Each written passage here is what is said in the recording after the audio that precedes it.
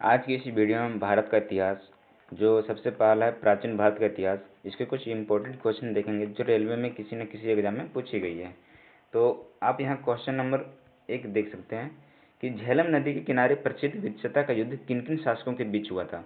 तो झेलम नदी के किनारे जो प्रसिद्ध विजेता का युद्ध हुआ था सो दो राजा सिकंदर और राजा पोरस के बीच हुआ था।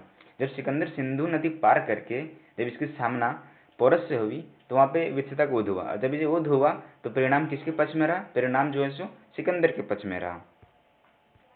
क्वेश्चन नंबर 2 देखेंगे, भारतीयों के लिए महान सिल्क मार्ग किसने आरंभ किया था? तो भारतीयों के लिए महान सिल्क मार्ग जो है सो कनिष्क ने आरंभ किया था।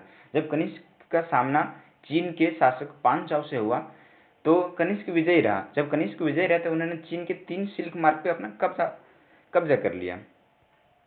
क्वेश्चन नंबर 3 देखेंगे, जादू टोना का अध्ययन किस वेद में किया जाता है? तो जादू टोना का अध्ययन जो है अथार्थ वेद में किया जाता है। और वेद कितने प्रकार की होती है? वेद 4 प्रकार की होती है, ऋग्वेद, यजुर्वेद, सामवेद और अथार्थ वेद। क्वेश्चन नंबर 4 देखेंगे कि निम्नलिखित में से कौन सा स्थल भारत में नहीं है? तो हड़प्पा जो है भारत में नहीं है। कहाँ पे है? पाकिस्तान के पंजाब में। इसकी खोज किसने और कब की थी? तो इसकी खोज 1928 ईस्वी में दयाराम साहनी के द्वारा किया गया था। अशोक ने इन सभी में से कौन सा धर्म अपनाया था? तो अशोक जो है बौद्ध धर्म को अपनाए थे। क्वेश्चन नंबर नेक्स्ट देखेंगे, सारनाथ में किस सम्राट का स्तंभ है? तो सारनाथ में सम्राट अशोक का स्तंभ है। सारनाथ कहाँ पे है? उत्तर प्रदेश में है। कहाँ पे? उत्तर प्रदेश में है। क्वेश्चन नंबर 7 देखेंगे, रोपड़ में मिले सिंधु घाटी के भग्नावशेष भारत के किस आधुनिक नगर के नजदीक अवस्थित है? तो अभी जो है चंडीगढ़ में है। ये ग्रुप डी में पूछी गई थी क्वेश्चन। भारतीयों के इतिहास में उत्तर वैदिक काल किस समय विधि के बीच रही था? तो 1000 से 600 ईसा पूर्व के बीच रही थी। ये भी ग्रुप डी में पूछा गया क्वेश्चन है।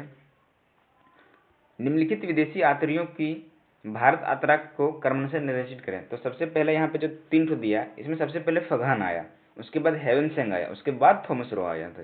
तो ऑप्शन नंबर 3 सही हो जाएगा मेरा। हड़प्पा सभ्यता के लोग निम्नलिखित में से किस देवता की पूजा नहीं करते थे? तो हड़प्पा सभ्यता के लोग जो थे सो भगवान विष्णु को नहीं मानते थे।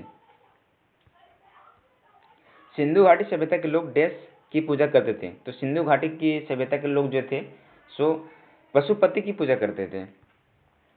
ये एलपी और टेक्नीशियन में पूछी गई क्वेश्चन है। 4वीं शताब्दी की शुरुआत में गुप्तों ने डैश में एक छोटा सा साम्राज्य स्थापित कर लिया था।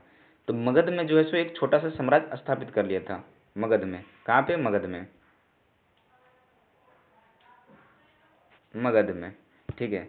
मगध में जो है छोटा सा साम्राज्य स्थापित कर लिया था। क्वेश्चन नंबर नेक्स्ट देखेंगे,